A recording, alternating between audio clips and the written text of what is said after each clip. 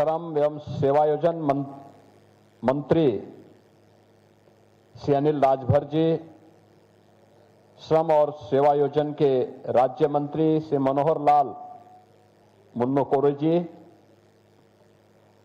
अवस्थापना एवं औद्योगिक विकास के आयुक्त श्री दीपक कुमार जी, अपर मुख्य सचिव अवस्थापना एवं औद्योगिक विकास श्री आलोक कुमार जी,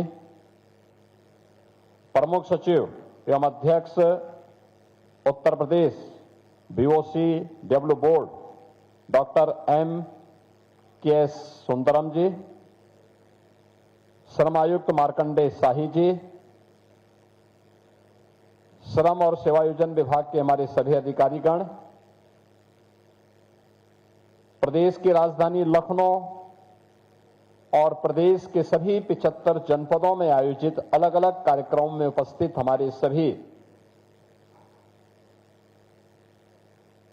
अपने परिश्रम से, अपने पसीने से प्रदेश को, उत्तर प्रदेश को भारत के अनलिमिटेड पोटेंशियल का प्रदेश बनाने वाले मेरे सभी श्रमिक बहन और भाइयों, मैं सबसे पहले आप सभी को अंतर्राष्ट्रीय श्रमिक दिवस के अवसर पर प्रदेश सरकार की ओर से हृदय से बधाई देता हूं। आप सबका मैं हृदय से अभिनंदन करता हूं।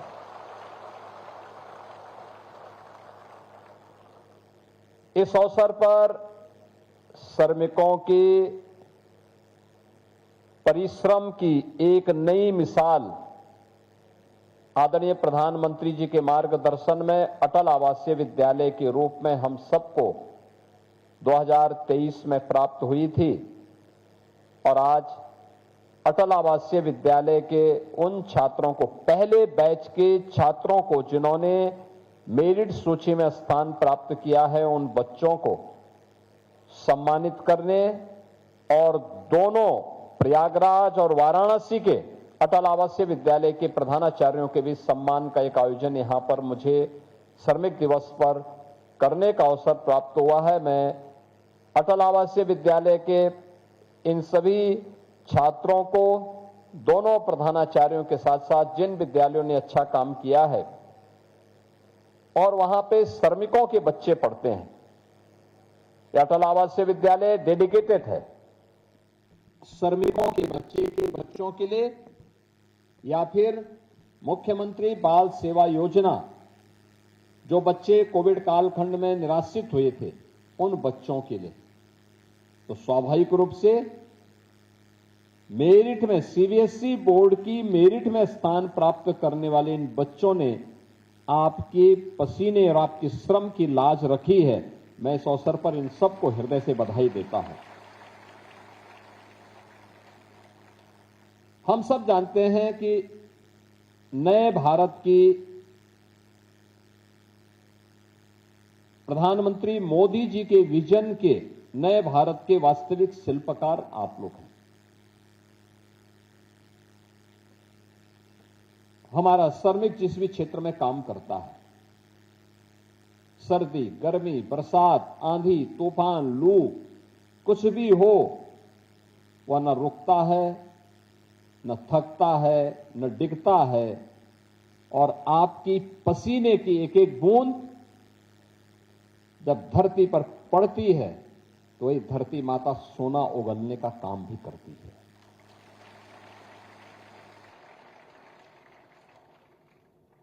जिन श्रमिकों के परिश्रम से हर तबके के व्यक्ति को सिर ढकने के लिए छत प्राप्त होती है, विडंबना क्या थी, उन श्रमिकों के पास अपना आवास कभी नहीं हो पाता था। जो श्रमिक दूसरों के घर के इज्जत घर बनाते थे, उनकी इज्जत, उनके परिवार की इज्जत स्वयं सड़कों पर दिखती थी। जो दूसरों का पेट भरने के लिए अन्न उत्पन्न करते थे, उनके बच्चे स्वयं भूख से तड़पने के लिए मजबूर होते थे। जो बड़ी बड़ी हॉस्पिटल की इमारत बनाने में योगदान करते थे, उन श्रमिकों के लिए स्वयं के उपचार के लाले पड़ते थे, जो दूसरों के लिए सुविधा देने के लिए दिन रात, सर्दी गर्मी, आंधी तूफान, इन सब की परवाह के बगैर कार्य करते हैं और श्रमिक अभाव में जीता था। लेकिन हम सबसे पहले आभारी हैं प्रधानमंत्री मोदी जी के, जिन्होंने श्रमिकों को सम्मान देकर के, उनके श्रम को सम्मान देकर के देश को श्रममेव जयते के इस उद्घोष के साथ जोड़ने का काम किया। आपने केशव जी के भाषण को सुना, उन्होंने कहा कैसे श्रमिकों का सम्मान प्रधानमंत्री जी ने महाकुंभ के आयोजन के अवसर पर उनके पाद प्रक्षालन के माध्यम से, पांव प्रक्षालन के माध्यम से किया। काशी में काशी विश्वनाथ धाम के निर्माण का कार्य हो या अयोध्या में श्री राम जन्मभूमि के निर्माण के दौरान प्रधानमंत्री जी ने पुष्प वर्षा करके उन श्रमिकों के श्रम का सम्मान किया था। और इसीलिए श्रमिक भी किसी गवर्नमेंट के एजेंडे का हिस्सा बन सकता है। यह तभी संभव हो पाया है जब उस प्रकार की संवेदनशील सरकार बनती है। बहनों और भाइयों, कभी कोई सोचता था श्रमिक के पास भी अपना आवास होगा? पिछले 12 वर्ष में मोदी जी के नेतृत्व में 4 करोड़ लोगों को देश के अंदर आवास दिया गया, 4 करोड़ लोगों को। और उत्तर प्रदेश में 65 लाख लोगों को एक एक आवास की सुविधा उपलब्ध करवाई गई। प्रधानमंत्री आवास योजना या मुख्यमंत्री आवास योजना, देश के अंदर 12 करोड़ घरों में एक एक शौचालय बना। उत्तर प्रदेश के अंदर 2 करोड़ 61 लाख परिवारों के लिए एक एक शौचालय का निर्माण हुआ। अब गरीब भी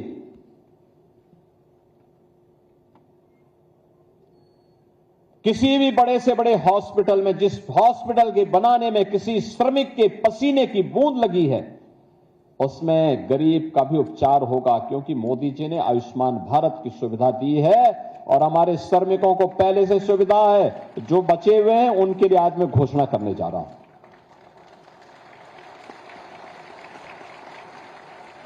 उनके लिए भी घोषणा करने जा रहा हूं आज। अब केवल स्कूल का निर्माण करके अब अपने आप के बच्चे वंचित नहीं रहेंगे। हमने शुरुआत की है अटल आवासीय विद्यालय से, और अटल आवासीय विद्यालय के बाद आज हम लोगों ने जेवर में भी एक मुख्यमंत्री कंपोजिट विद्यालय की आधारशिला रखी है, जिसमें श्रमिकों के ही बच्चे पढ़ेंगे।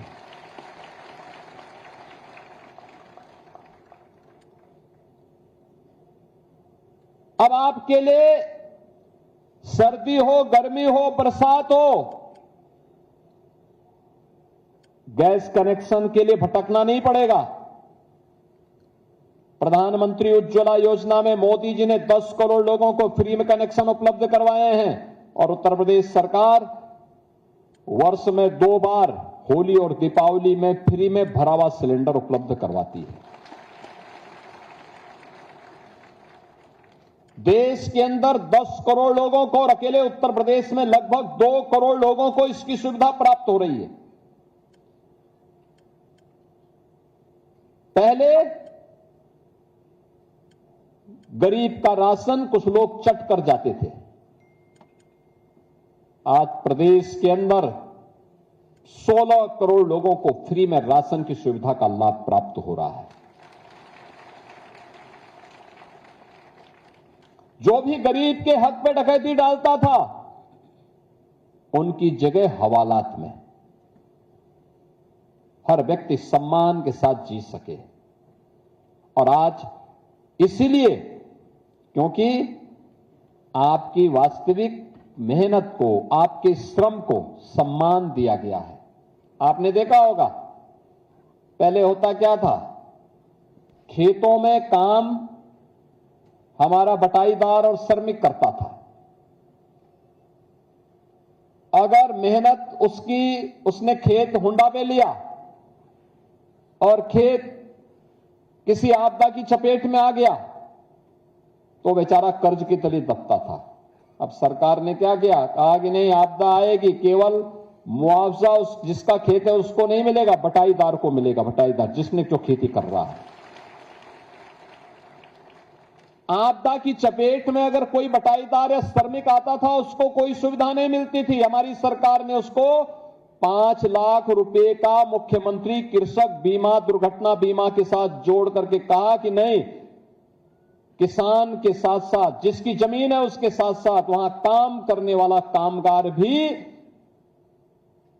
इसका हकदार बनता है। और हमारी सरकार ने दिया। हर वर्ष हम 700 करोड़ से लेकर के 1000 करोड़ रुपए अपने श्रमिक बहनों को, भाइयों को और बटाईदारों को उपलब्ध करवाते हैं, जो किसी आकाशीय बिजली के कारण, किसी तूफान के कारण, किसी आंधी के कारण या किसी आपदा के कारण किसी दुर्घटना का शिकार होता है, उसको हमारी सरकार ये सुविधा उपलब्ध करवाती है।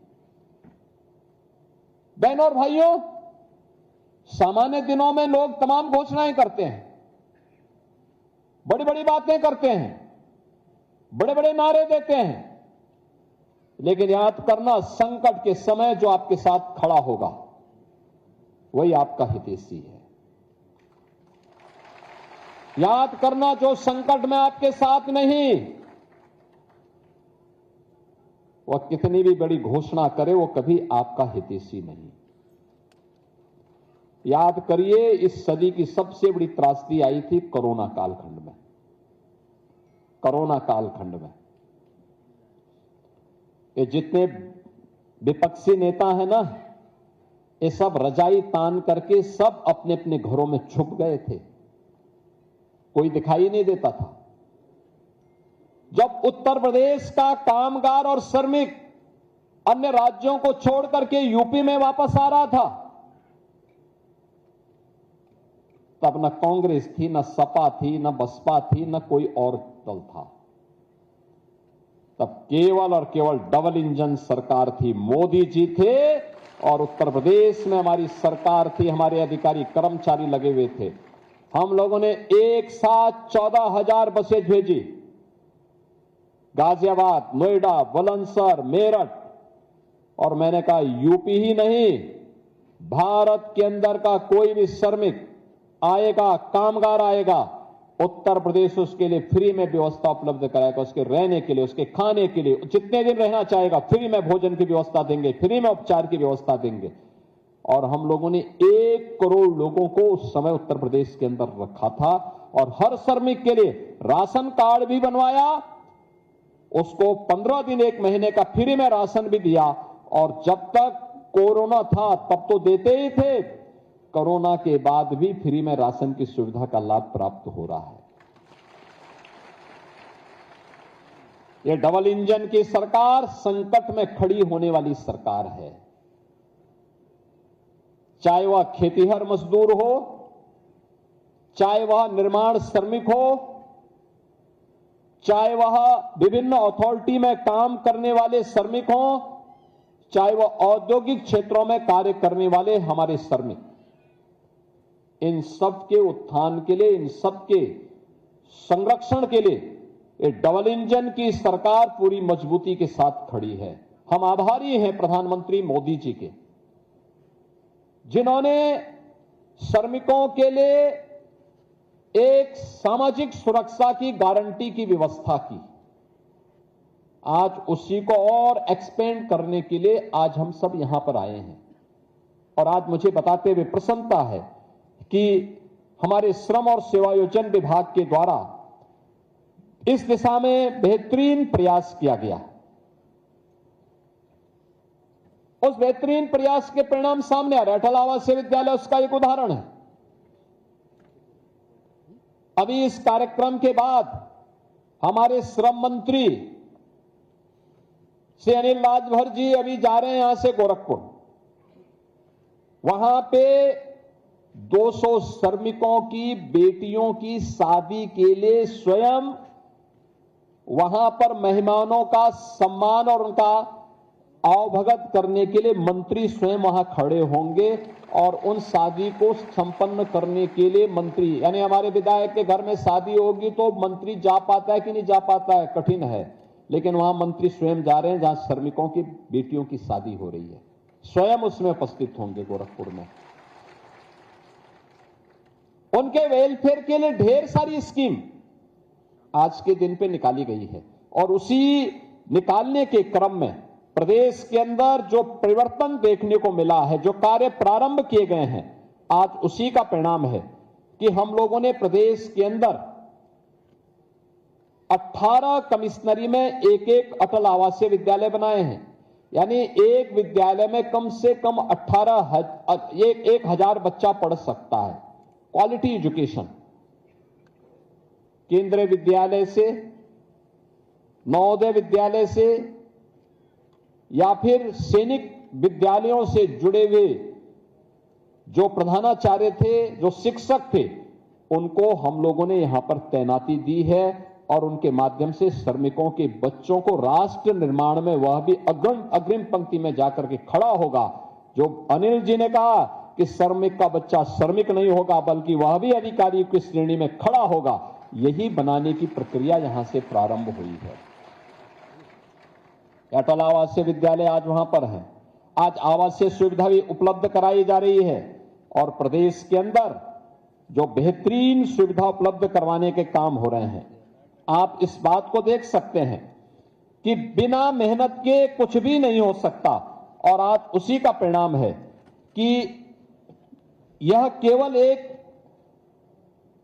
भाषणबाजी नहीं है।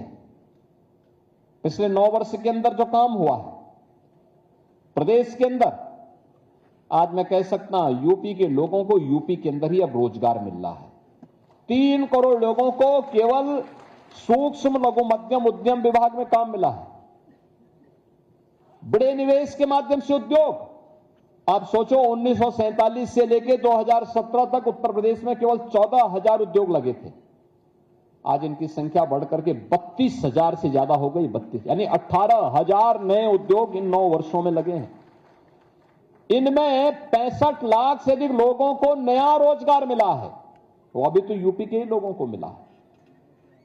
अगर सुरक्षा का माहौल नहीं होता, अच्छा इंफ्रास्ट्रक्चर नहीं होता, अच्छी सुविधा नहीं होती, कहां काम मिलता, भटकते लोग फिर। अब यूपी के अंदर यूपी का व्यक्ति अपनी प्रतिभा का लाभ दे रहा है और आज उसी का परिणाम है कि उत्तर प्रदेश जो पहले बीमारू राज्य था, बीमारू नहीं, अब उद्यम प्रदेश के साथ साथ भारत का ग्रोथ इंजन बनकर के उत्तर प्रदेश खड़ा हुआ है कि हम भी विकास में आगे बढ़ेंगे, हमारे लोग भी अब समृद्ध होंगे। और यह तभी हुआ है जब आपने मेहनत किया, आपका संकल्प था, आपने विपरीत परिस्थितियों को झेल करके दंगाग्रस्त अराजकता प्रदेश, गुंडा प्रदेश के रूप में बदनाम प्रदेश को आज भारत के समृद्ध प्रदेशों की श्रेणी में ला करके खड़ा कर दिया है। यह आपकी मेहनत का परिणाम है और यह केवल भाषण से नहीं हुआ है बल्कि इसके लिए कार्य करवाए गए हैं और इसके लिए सरकार के स्तर पर भी अनेक प्रयास प्रारंभ हुए हैं। अब तो सरकार ने, प्रधानमंत्री मोदी जी ने बहुत सारी सुविधाएं दी हैं आप लोगों को। 1 नेशन 1 राशन कार्ड की सुविधा भी दे दी है। आप सीतापुर जनपद के हैं, आपके पास सीतापुर का राशन कार्ड है, आप चाहें तो लखनऊ में भी ले सकते हैं, दिल्ली में भी, मुंबई में भी उससे अपना राशन ले सकते हैं, कोई आपको मना नहीं कर सकता। ये मोदी जी के कारण मिला।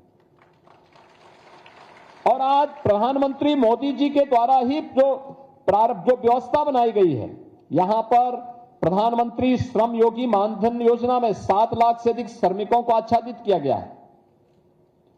अटल पेंशन योजना में 93 लाख लाभार्थी हैं। ई श्रम पोर्टल के माध्यम से पंजीकृत श्रमिकों में सबसे अधिक यूपी है और निर्माण कामगार और दिव्यांगता के कारण कोई श्रमिक कार्य करते हुए दुर्घटना का शिकार होता है तो दुर्घटनाग्रस्त जो परिवारजन हैं 5 लाख की सहायता, दिव्यांग होने पर 2 लाख और 2 लाख से लेकर के 4 लाख रुपए की सहायता अब इस स्कीम के अंतर्गत उन श्रमिक परिवारों को मिलता है जहां पे 2014 के पहले कुछ भी नहीं मिलता था, और आज उसको सरकार ने गारंटी दी है। और साथ साथ हम लोगों ने समय समय पर इस दिशा में कुछ नए प्रयास प्रारंभ किए हैं। आज मुझे बताते हुए प्रसन्नता है कि आज श्रमिकों के लिए कुछ नए प्रयास प्रारंभ हुए हैं। हम लोग देखते थे, बचपन में हम देखते रहे हैं कि बड़े बड़े नगरों में श्रमिक अड्डे बनते थे, कोई प्रोत्साहन नहीं था। बहुत बार तो श्रमिक कहीं काम करता था और जब मजदूरी देने की बात आती थी तो उसको टरका दिया जाता था, ठेकेदार पूरा पैसा नहीं देता था, या जिसके यहां काम करते थे वो पैसा नहीं देता था। अब सरकार ने इसको कहा ऐसा नहीं चलेगा, अगर काम किया है तो काम का दाम भी देना पड़ेगा, और काम का दाम जो नहीं देगा उसका फिर काम तमाम सरकार करेगी। ये आज उस इच्छा शक्ति के साथ कार्य हो रहा है। मातृत्व, शिशु और बालिका मदद योजना में भी आज हम श्रमिक परिवारों को मदद कर रहे हैं, और 6 लाख से अधिक लाभार्थी आज इस योजना के साथ यहां पर जुड़ रहे हैं। आज मुझे बताते हुए प्रसन्नता है कि श्रमिकों के ठहरने और उनके लिए डॉर्मेट्री बन सके, आवासीय सुविधा उपलब्ध हो सके।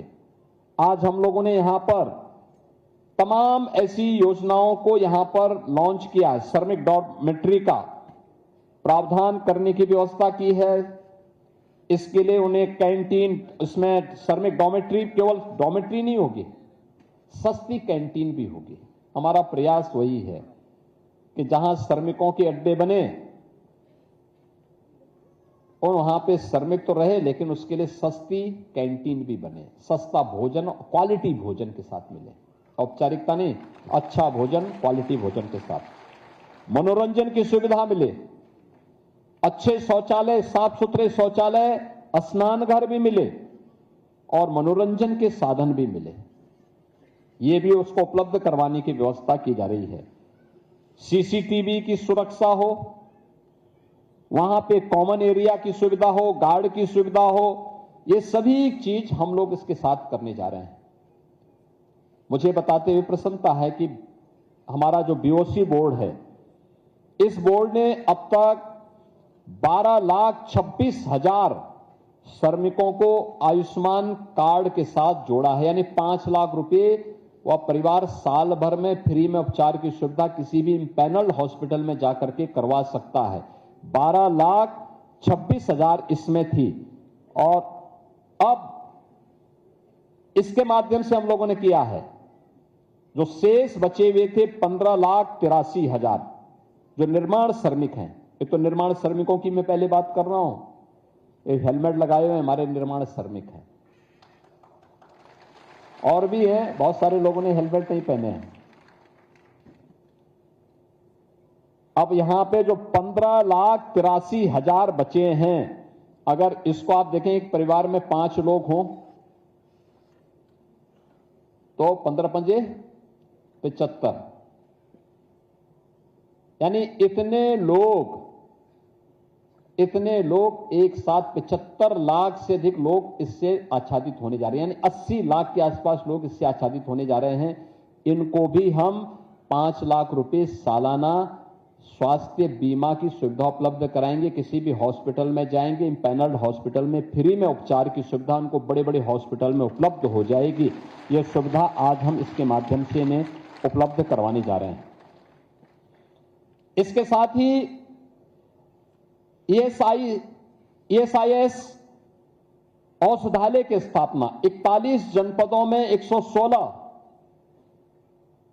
ESIS औषधालय संचालित हैं, और सभी 75 जनपदों में एक औषधालय और 2 जनपद आवंटित कर इसको आच्छादित किया, अब तक तो आच्छादित किया गया है। शेष 34 जनपदों में, जो प्रत्येक जनपद में एक ESIS औषधालय स्थापित करने का भी हमारा प्रस्ताव है, जिन्हें सामुदायिक स्वास्थ्य केंद्र और प्राथमिक स्वास्थ्य केंद्र में भी स्थापित करने की दिशा में हम काम करेंगे। वहां पे आपको ये फ्री में सुविधा उपलब्ध हो सके, इसके लिए हम इस कार्य को आगे बढ़ाएंगे। ग्रेटर नोएडा में हम लोगों ने एक भूमि आवंटन किया है नॉलेज पार्क में, जिसमें 300 बेड का एक यहां पर ईएसआईसी हॉस्पिटल का निर्माण, यहां पर 7 एकड़ भूमि पर यहां पर उन लोगों के लिए यह हॉस्पिटल का निर्माण वहां पर किया जाएगा। यह हॉस्पिटल श्रमिकों के लिए डेडिकेटेड होगा, चाहे वह निर्माण श्रमिक होंगे, चाहे वह औद्योगिक क्षेत्र में काम करने वाले होंगे। इसके अलावा गीडा गोरखपुर में 5 एकड़ भूमि इसके लिए चिन्हित की गई है, जिसमें कर्मचारी राज्य बीमा निगम ईएसआईसी की सेवा उपलब्ध करवाने के साथ ही यहां पर हम उनको ये भी एक हॉस्पिटल की सुविधा वहां पर देंगे। और इसके लिए मैंने श्रम और सेवायोजन विभाग से कहा है, जहां पे भी औद्योगिक क्षेत्र होंगे, औद्योगिक क्षेत्र में काम करने वाले, जहां भी हमारे श्रमिक काम कर रहे हैं, वहां के लिए ईएसआईसी के हॉस्पिटल्स वहां पे बनाए जाएं। इसके लिए लैंड उपलब्ध कराना यह औद्योगिक विकास विभाग का काम है। और वहां पे लैंड उपलब्ध करवाने के साथ साथ वहां पे हॉस्पिटल निर्माण करना, ईएसआईसी के माध्यम से उपचार करना, अन्यथा उनके लिए आयुष्मान भारत की सुविधा जैसी सुविधा देकर के उन्हें 5 लाख रुपए की स्वास्थ्य बीमा का कवर मिले, जिससे वह और उनका परिवार भी किसी भी बड़े से बड़े हॉस्पिटल में जाकर के अपना उपचार करा सके, इसकी सुविधा उपलब्ध करवाइए। और ये हम इसके साथ करने जा रहे हैं।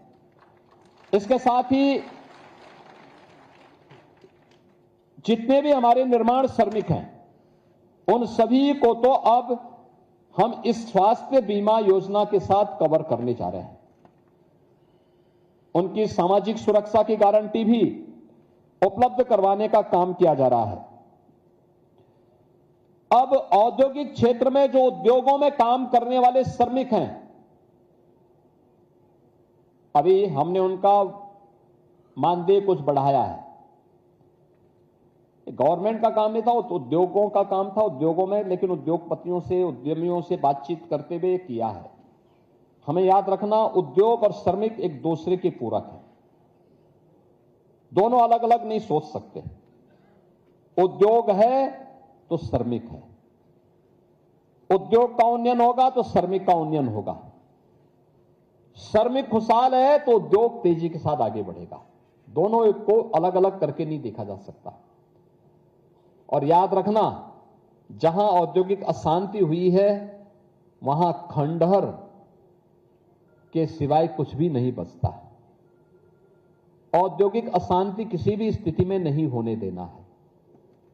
जो लोग समृद्धि के विरोधी हैं, विकास के विरोधी हैं, वे नहीं चाहते कि उद्योग चले। वे बहकाने का काम करेंगे, लेकिन बहकना नहीं है। याद करना, उद्योग और श्रमिकों को मिलकर के हमें काम करना है। हां, हमने और यहां पे श्रम और सेवायोजन विभाग से कहा है कि नए वेज बोर्ड गठित करिए, उसकी रिपोर्ट मंगाइए और यह सुनिश्चित करिए कि जो भी श्रमिक, जो भी लेबर कार्य कर रहा है औद्योगिक क्षेत्रों में, उन सभी को हमारा प्रयास होना चाहिए कि 10 से ऊपर जिस भी उद्योग में काम करने वाले लोग हैं, 10 और 10 से ऊपर जितने भी औद्योगिक क्षेत्र में काम करने वाले लोग हैं, हम नए वेज बोर्ड में प्रस्ताव करें, बीमा कंपनियों से भी बातचीत करें। बीमा कंपनी और उद्यमी मिलकर के यह सुनिश्चित करेगा कि उनको भी आने वाले समय में 5 लाख रुपए सालाना स्वास्थ्य की सुविधा फ्री में इंपैनल्ड हॉस्पिटल में प्राप्त हो सके। यह सुविधा हम उन सभी को देंगे और इसके माध्यम से उत्तर प्रदेश के अंदर कम से कम 1 करोड़ श्रमिक परिवारों को, 1 करोड़ श्रमिक परिवारों का मतलब 5 करोड़ लोग सीधे सीधे इससे लाभान्वित होने जा रहे हैं आने वाले समय में। और एक बड़ा कार्य होगा यह उत्तर प्रदेश की दृष्टि से। दूसरा, किसी उद्यम में काम करने वाला कोई व्यक्ति अगर किसी दुर्घटना का शिकार होता था, उद्योग में हुआ तो ठीक है, उद्यमी को सहयोग कर लेता था, लेकिन अगर सड़क पे हो गया कौन पूछने वाला है। बस में चढ़ रहा है तब दुर्घटना का शिकार हो गया, घर में किसी कारण से हो गया, बीमारी कभी भी आ सकती है, कोई सुरक्षा की गारंटी नहीं होती थी। हम नए वेज बोर्ड में व्यवस्था बनाने जा रहे हैं और व्यवस्था ये बनाने जा रहे हैं, बीमा कंपनी, श्रम और सेवायोजन विभाग और उद्यमी मिलकर के व्यवस्था करेगा कि हर श्रमिक को जो औद्योगिक क्षेत्रों में भी काम कर रहा है, जैसे हम लोगों ने बीओसी बोर्ड से जुड़े हुए श्रमिकों को दिया है, खेतीहर मजदूर को दिया है, ऐसे ही उद्योगों में भी काम करने वाले श्रमिकों के लिए 5 लाख रुपए की सुरक्षा बीमा का कवर हम उनको उपलब्ध करवाने की व्यवस्था करने जा रहे हैं। यह सामाजिक सुरक्षा होगी। हम ईश्वर से प्रार्थना करेंगे किसी के ऊपर कोई घटना दुर्घटना न हो, लेकिन अगर हो जाती है तो उस परिवार को कुछ पैसा बीमा कंपनियां उपलब्ध करा सकें। इसके लिए हम लोग उन सभी को इसके साथ जोड़ने का काम करेंगे और यह कार्य एक बेहतरीन भविष्य के लिए और उत्तर प्रदेश के औद्योगिकीकरण की दिशा में किए जाने वाले प्रयास का यह एक महत्वपूर्ण हिस्सा होगा। बहनों और भाइयों, प्रधानमंत्री मोदी जी के विजन के अनुरूप हर हाथ को काम और हर श्रमिक को सम्मान, यह सरकार का संकल्प है और वह संकल्प बेहतरीन समन्वय से आगे बढ़ेगा। बीओसी बोर्ड में निर्माण श्रमिक अपनी मेहनत कर रहे हैं, खेतीहर श्रमिक अपना काम कर रहे हैं, अलग अलग निकायों में काम करने वाला श्रमिक कोई सफाई के रूप में काम कर रहा है, कोई किसी अन्य कार्य के साथ जुड़ा हुआ है, वह भी अपना काम कर रहा है। लेकिन इन सब के साथ ही औद्योगिक क्षेत्रों में काम करने वाला, जो हमारा उद्योगों में काम करने वाला श्रमिक है, वह भी वहां पर मेहनत करके देश की मैन्युफैक्चरिंग पावर को बढ़ाने में अपना योगदान दे रहा है। तो उन सभी को ये सुरक्षा की गारंटी मिले, हर प्रकार की सुविधा मिले, इसके लिए उनके लिए डॉर्मेट्री बने, आवासीय सुविधा प्राप्त हो। हमने आवास विभाग से भी कहा है और औद्योगिक विकास विभाग से भी कहा है, अपनी पॉलिसी चेंज करो, जहां उद्योग है वहीं पर श्रमिकों के लिए आवासीय सुविधा प्रदान करो। एफएआर में वहां पे उनको छूट दो, वहां पे निर्माण कार्य हो, डॉर्मेट्री बने, अच्छी और सस्ती कैंटीन बने, जहां उनको क्वालिटी भोजन उपलब्ध हो सके। और इसके परिणाम बहुत शीघ्र आप सबको देखने और सुनने को मिलेंगे। इस विश्वास के साथ एक बार आज जो निर्माण श्रमिक आज यहां पे सुरक्षा बीमा से वंचित थे और जो लोग अब तक स्वास्थ्य बीमा के कवर से मुक्त थे, यानी उसमें वो लोग नहीं आ पाते थे, और जिन्हें आयुष्मान भारत की सुविधा आज हम प्रदान करने जा रहे हैं, इन सबको तो मैं बधाई देता हूं, अपनी शुभकामनाएं देता हूं। साथ साथ जो भविष्य में भी होने जा रहे हैं उनको आश्वस्त करते हैं कि एक समय सीमा के अंदर इस सुविधा उन्हें वेज बोर्ड की जैसे सिफारिश हमारे पास आती है, उसके बाद औद्योगिक विकास विभाग, श्रम और सेवायोजन विभाग की बैठकें उनके साथ इसी के साथ शुरू हो जाएगी और हम इतना अच्छा पैकेज उपलब्ध करवाएंगे कि हर श्रमिक सम्मान के साथ अपना जीवन यापन कर पाएगा। इस विश्वास के साथ आप सबको मैं आज की इस श्रमवीर सम्मान दिवस के अवसर पर प्रदेश सरकार की ओर से हृदय से बधाई देता हूं, अपनी शुभकामनाएं देता हूं। आप सबके प्रति मेरी मंगलमय शुभकामनाएं हैं। आज भगवान बुद्ध की पावन जयंती भी है, तो बुद्ध पूर्णिमा में की भी आपको ढेर सारी बधाई। पूरे प्रदेश वासियों को मैं बधाई देता हूं, अपनी शुभकामनाएं देता हूं। धन्यवाद। जय हिंद। बहुत बहुत धन्यवाद माननीय आपके। समारोह 2026 का शुभारंभ मुख्यमंत्री योगी आदित्यनाथ ने किया है। इस दौरान श्रमिकों को लेकर कई बड़ी परियोजनाओं का लोकार्पण और शिलान्यास भी मुख्यमंत्री योगी आदित्यनाथ ने किया है। ये लगातार लाइव तस्वीरें इस वक्त आप देख पा रहे हैं। श्रम गौरव समारोह का आगाज मुख्यमंत्री योगी आदित्यनाथ ने किया है। इस दौरान